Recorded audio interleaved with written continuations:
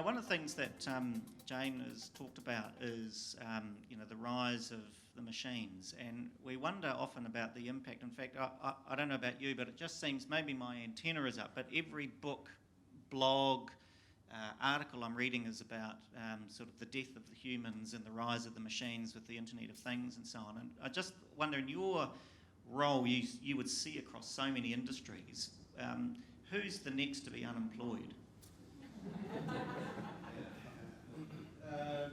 Let me come back to that particular point. I think first statement is, if you think your job could be done by a machine, then it probably could. And if you're wondering what jobs can be done by machines or could be done better by the use of machines, let me give you an example. Has anyone heard of a company called Lifelearn out of the States? So Lifelearn is a new organisation out of the States, and they've built a thing called Sophie. Sophie is an application that sits on IBM's Watson. And Sophie has ingested everything that's been written to date on the treatment of cats and dogs.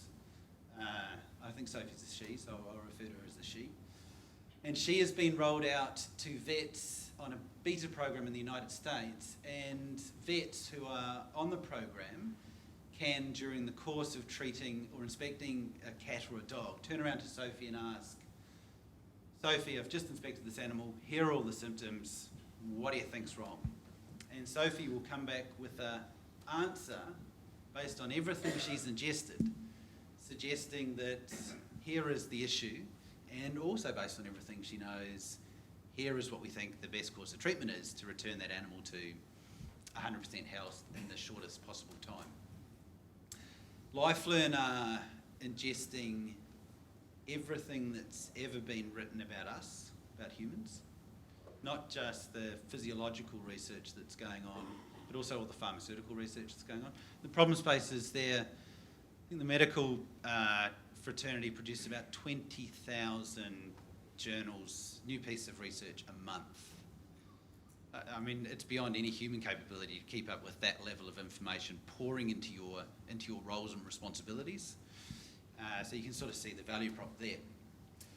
So you go to that end of the scale where some of our brightest and most capable individuals' roles are being reinterpreted through the clever use of technology. You do think that there won't be many roles that aren't affected by an increased use of machines to execute on the responsibilities that role is ultimately there for. One other observation is that things tend to be happening faster when roles things seem to be happening a lot faster when roles are 100% disrupted, i.e. the role genuinely does disappear. Anyone read the new Division of Labour? It was about 10 years ago, Mundane and Levy. In it, lots of good chapters. It's actually quite, it's not a bad read. You read it now and you think, far out, you got all these things. You were right, but you didn't predict how fast they would appear in the future. Now, with the benefit of a bit of hindsight, we sit here sort of 10 years on from that book's published, and one of the chapters in there was the all about Moore's law and where things would get to, and one of the chapters sort of summarised. Look, if you're a truck driver, your job is safe for a very, very, very long time. This was only 10 years ago this book was written, by the way. And this was some extrapolation based on where the machines would be at a point in time in the future.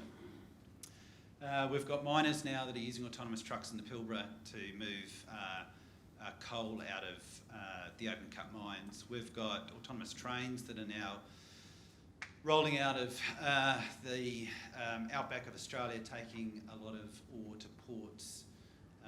We've got the UK that's passed every law that they need to pass to allow autonomous vehicles to coexist on British roads.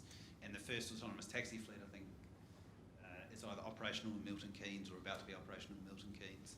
You think those very big-brained, bright people 10 years ago predicted that if your job was to drive something, then you're probably safe for a while. And we're now looking down over the next 6 to 12 months of autonomous vehicles probably impacting on a number of our lives. And I know if anyone's got a Tesla, you probably I haven't, by the way, but just if you have got a Tesla, you probably noticed a new software update for some of the more recent models where the autopilot button has turned up. And if you want some humorous watching, go onto YouTube and watch some people driving their cars, doing selfies, pushing the autopilot button. It's quite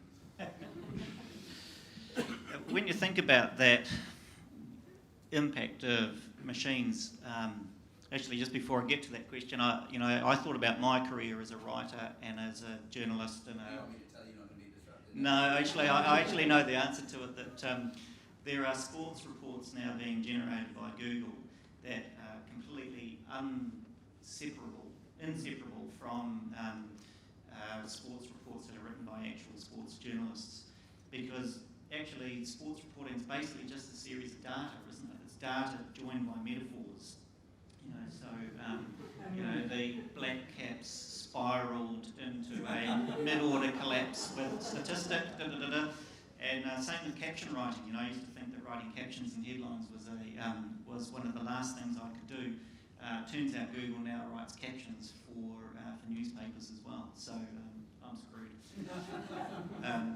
There's always going to be a role for MCs, I hope. A little bit like the question for Charles, when you think about preparing workforces for this age of disruption, and maybe not thinking about preparing the generation, but we are all employers in this room. We have existing workforces. We don't have the luxury of having that blank sheet of paper to start from scratch. We're not an Uber. We run taxi companies. We're not a Airbnb. We've got bricks and mortar shops and outfits with existing staff, and some of whom aren't digital natives. I wonder if, particularly thinking with your consulting hat on, when you look across industries, what are the kind of behaviours, actions that owners of incumbent businesses need to do to equip their workforces ready for digital disruption? Yeah, good and not only a good question, but very common question as it relates to a lot of the early advice that we see our business giving to a client. I am here, my market's here, my customers are here, my people are here. There's this wave of technology change that's heading, that our customers are already very familiar with, and that's heading towards our organisation at an unprecedented rate. What do we do? And it is the class answer for this is there is actually no class answer. The understanding of the set of customers you're looking to surprise and delight, not only in the near term but in the future, really important bit of context.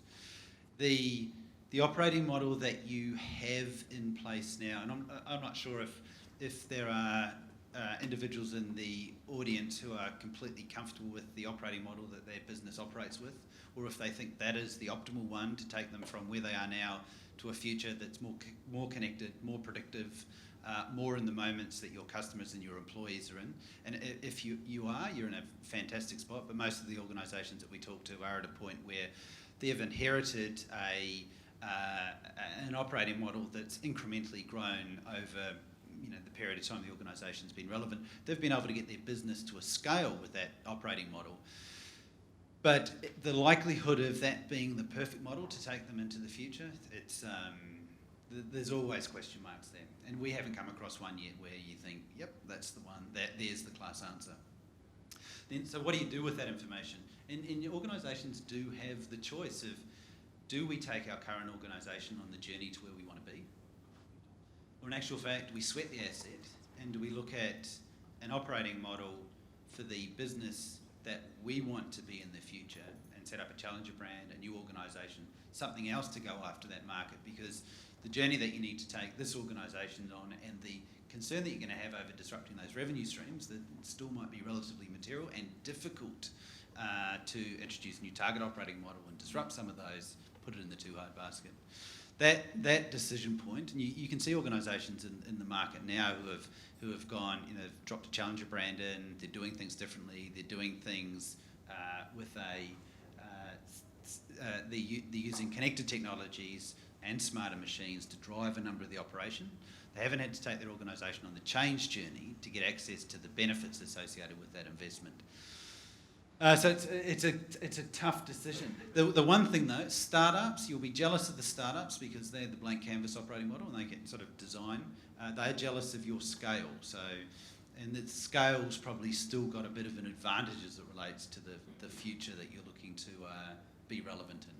So there is a 100-day plan. This content is in the research, and it talks about. I mean, the only thing that happens if you do nothing is nothing. And this is some pretty good advice that we're giving clients around the starting point that they're on now, the organisation they operate, the set of employees they have, the customers they're servicing now, and what to do over a 100-day period to get to a point where you're starting to get access to some data to make some more informed decisions about some of the changes that you're going to need to introduce into your organisation, as well as, and back to some of the research, where the roles in that operation and the capabilities in that operation will be less bound by the capabilities of the human capital that exists in the organisation. So there will be parts of your operation that you think will be more effective through either the use of a smart person and a smart machine, or it might just be a smart machine that ultimately you introduce into that bit of the organisation to create the capability you need access to for the operating model that ultimately you're going to need to adopt for the customers you're going to service in the future.